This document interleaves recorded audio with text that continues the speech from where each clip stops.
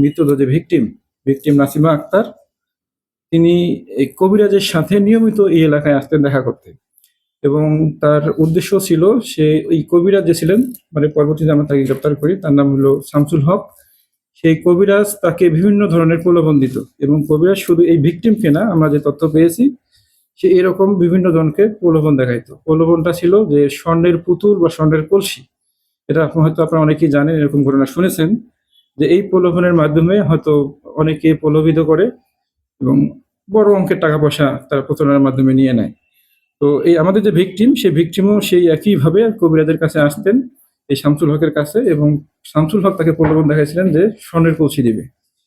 তো এভাবে প্রায় 1 বছর ধরে তাদের মধ্যে উভয়ের মধ্যে পরিচয় ছিল। মৃতদেহ, আমাদের যে ভিকটিম এবং যে আসামি শামসুল হক, এদের মধ্যে প্রায় 1 বছর ধরে পরিচয়, এবং প্রায় 6 মাস ধরে তাকে এই প্রলোভনটা দেখাইছিল যে তাকে স্বর্ণের কলসি দিবে।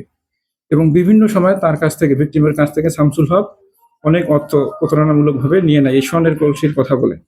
সর্বশেষ পরশুদিন, সেটা হলো যে আমাদের রবিবার সন্ধ্যার দিকে, এই কবিরাজ শামসুল হক তিনি ভিকটিমকে আসতে বলেন দেখা করতে, এবং ভিকটিমও আসেন যে তাকে স্বর্ণের কলসি দেওয়া হবে এই কথা বলে। তাকে কাঁঠালডাঙ্গি বাজার বলে, সেটা ফরিদপুরে কাঁঠালডাঙ্গি বাজারে দেখা করার পর সেখান থেকে তারা, আপনারা জানেন যে ঘটনাস্থল যেটা, সেটা হলো যে ঘটনাস্থলের দিকে তারা অটোতে ওঠে কাঁঠালডাঙ্গি বাজারে।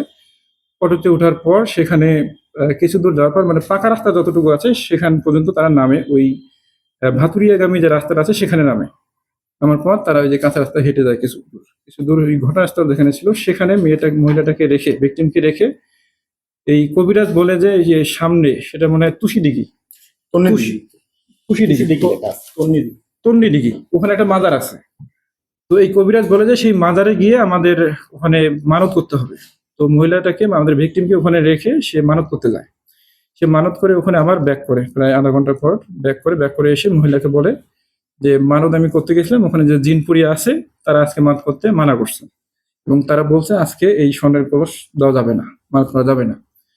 তো যেহেতু যে ভিকটিম ছিলেন, ভিকটিম টাকাও নিয়ে আসছিলেন, এবং ভিকটিম আজকে এর আগেও যে টাকা দিচ্ছেন, এবং যে সর্বশেষ মানে পরশুদিন সর্বশেষ যে দেখা হয় তাদের সাথে, কাঁঠালডাঙ্গি বাজারে যখন অটোতে ওঠে, তখনই এই ভিকটিম এই কবিরাজকে 30,000 টাকা দেয়।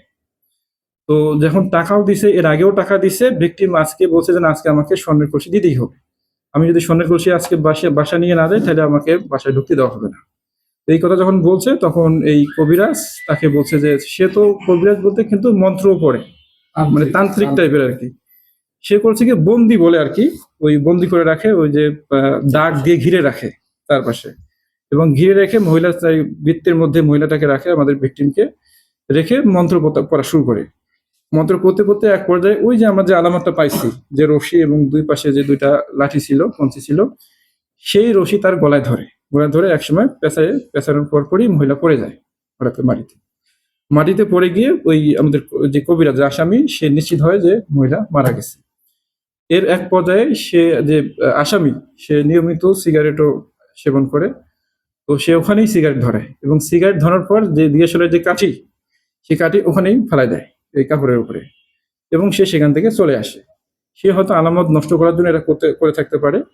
তো সে চলে আসে, কিন্তু যে আপনারা জানেন যে ভিকটিমের শরীরে যে কাপড়টা, বোরখাটা ছিল, সেটা কিন্তু সিনথেটিক টাইপের ছিল, এবং যেহেতু মাটিতে পড়া ছিল, হয়তো কোনো কারণে এটা পুরোটা পুড়ে নাই, কিছু অংশ পড়ছে।